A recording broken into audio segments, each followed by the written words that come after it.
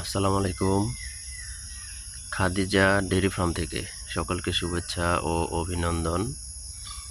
প্রিয় খামারি ভাই ও বোনেরা, সকলকে শুভেচ্ছা ও অভিনন্দন জানিয়ে শুরু করছি আজকের এই ভিডিওটি আপনাদের জন্য। এটি খুবই একটি গুরুত্বপূর্ণ ভিডিও। আমরা যারা গরু ছাগল খামারি আছি, ছোট বড় যেভাবে আমরা খামার পরিচালনা করি না কেন, আমাদের সবচেয়ে মারাত্মক ব্যাধি হচ্ছে গরুর খুরা রোগ।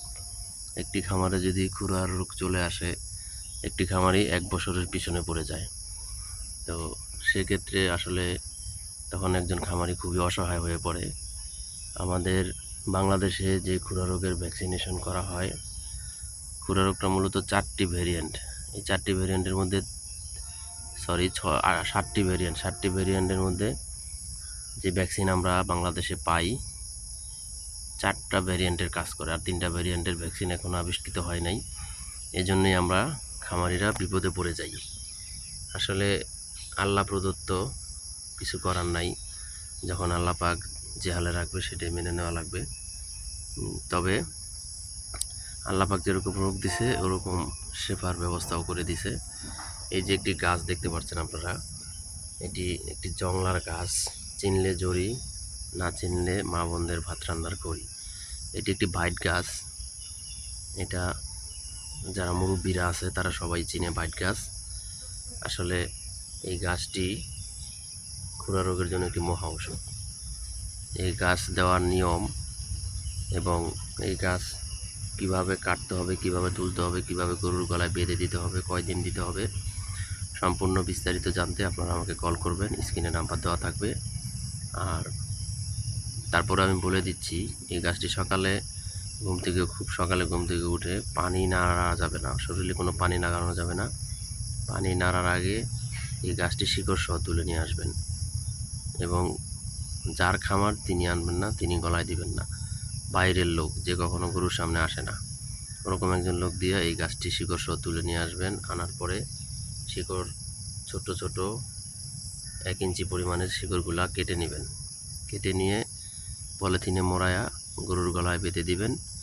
3 দিন পরে আবার সেম 1 টুকরো করে আবার গরুর গলায় বেঁধে দিবেন। ইনশাআল্লাহ আল্লাহ পাকের অশেষ রহমতে আপনারা এই গাছের শিকড়ের ওসিলায় খুরা রোগ থেকে মুক্ত পাবেন। যে গরুর হয়েছে সে গরুকে দিবেন, যে গরু না হয়েছে ওই গরুকে দিবেন। যেটার হয়েছে সেটা সুস্থ হয়ে যাবে 3-4 দিন 5 দিনের মধ্যে, এবং যেটা না হয়েছে সেটা ইনশাআল্লাহ আর হবে না।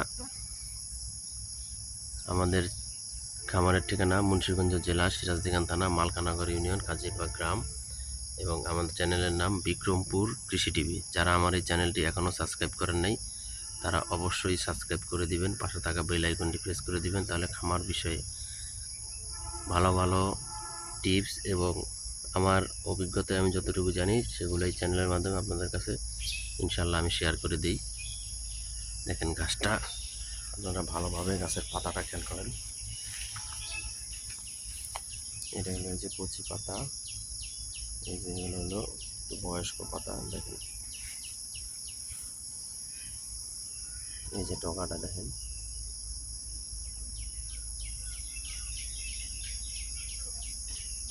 এটা হলো ভাইট গাছ।